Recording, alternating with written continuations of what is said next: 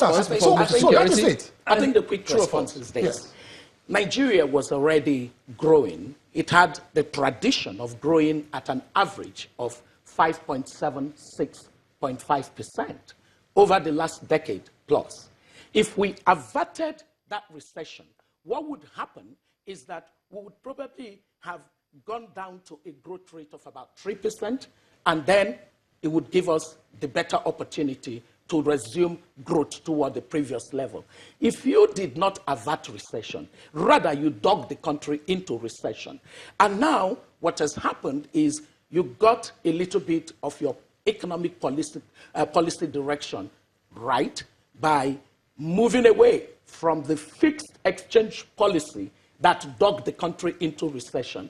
Everyone around the world is going to praise you for at least finally getting the sense that economic policy needed to be done in the way that you're now beginning to do it. Which means we're on the right trajectory right now? So what is going on? So what is going on now is that we're going to go from the about 1.8%, from the say 0.8% of GDP growth that we registered, that now made us out of recession. We're going to go from that to about 2.1%, hopefully, for 2018. What are we doing? We're still operating at below our population growth rate, because all of the English we're speaking here, all of the data that we're presenting here, ultimately must result in impact on the people. Okay. And it is growth that tells you what is going on with the people. Without growth, you stand no chance of reducing poverty. What we've done is that by following a very simple thing that we could have done, by avoiding to do it, but instead matching politics and monetary policy together, we produced an outcome that is not that good. And on the factual issue of the World Bank, Mr. Keyamo needs to know that our doing business indicator, what it does is it measures the number of reforms to bureaucratic processes that a country has done over the course of a year. And when it measures it, if a country has done 10 things that were not good in its bureaucratic process, that stood in the way of businesses operating, then that country is considered as now walking away from bureaucracy that stifles investment. For us to say that you're part of the 10 most reforming countries in the world, it means that checked against the things that you were doing that hobbled business, you're now doing differently. That doesn't mean top most performing economies in the world. No, we improved. I didn't say so. No. That's not even for the economy. Yes. That's for the single issue. Okay, so that is in that context. In that context. Yes. But we're on the right path. I'm happy that we have agreed that we have actually turned the curve. And we're on the right path of growth. On exchange policy. Yes, I think we've got Madam Obi to agree to that point. That we have turned the curve already. On exchange policy, you still have a lot to do. You still have many prices of exchange. We still have other things to do.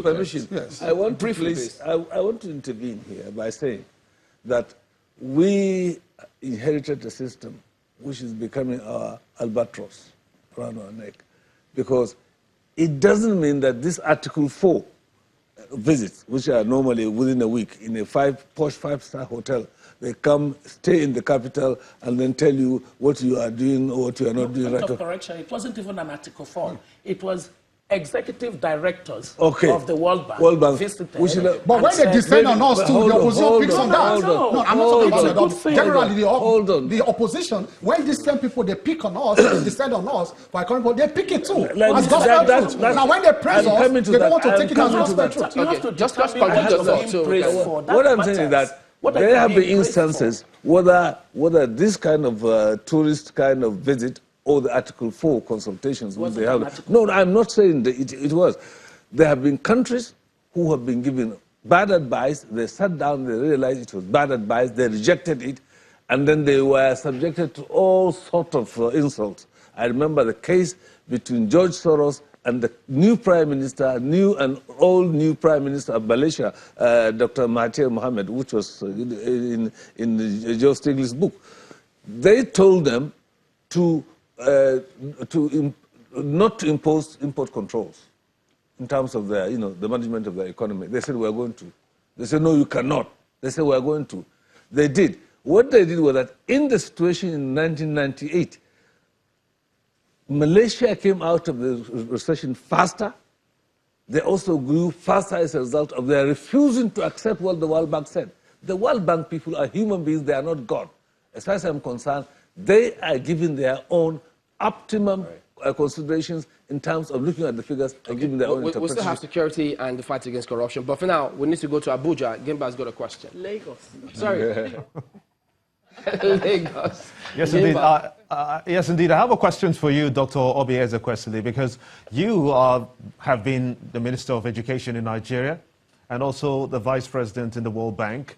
I'm wondering how this latest study by one of us, of course, in the country, that has established a poverty trap, and how education, or should I say the lack of funding of education, has resulted in a situation whereby we find ourselves in this poverty trap, and no matter what we do, no matter what policies we put in place, until we're able to address that poverty trap, which has to do with funding of education, and some of the policies that will probably come from the World Bank, if we don't get those two right and let them meet at a point, we will perpetually remain in poverty. Are you aware that underfunding of education, where you were a principal, has resulted in a faulty growth pattern for this country? You see, what is established is that the fastest way to lift people out of poverty is to improve their productivity. What education does is that it takes a person from a mere human being and citizen of a country and turns them into human capital. So education is the single most important tool for achieving social and economic mobility. That is established. That is why countries that don't have oil, don't have copper, don't have any of such commodity can build the world-class economy that they have, Singapore, or South Korea, for example. So your point on education and poverty, very sound point. The issue that you raise about investment in education is important, but more important is the structure and the condition of education. What is the system of education? What is the structure of education? What are the issues in education? Those are so important. At the time I was minister, I told the country that education had become dysfunctional, and that if you funded a dysfunction well, you would not have a good outcome. What you would have is a well-funded dysfunctionality.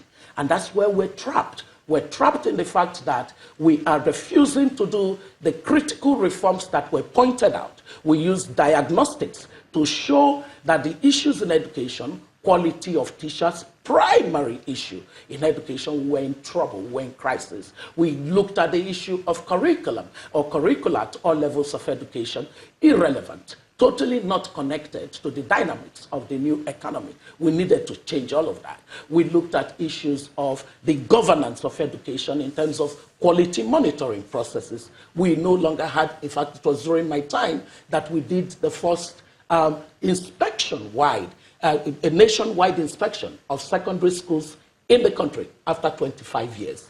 There are issues, multiple issues that we need to tackle. Governance of education, financing of education, equity issues, inclusion issues in education, and special needs education, technology and its role in education. All of those are so important to determine. And the policy direction in education, what are we educating for? We're educating for character, aptitude, and our needs. Right. And we haven't sorted all of that out. If you put more money, you would just simply be saying the failure that education is currently producing is good enough, so let's fund it a little bit more. All right.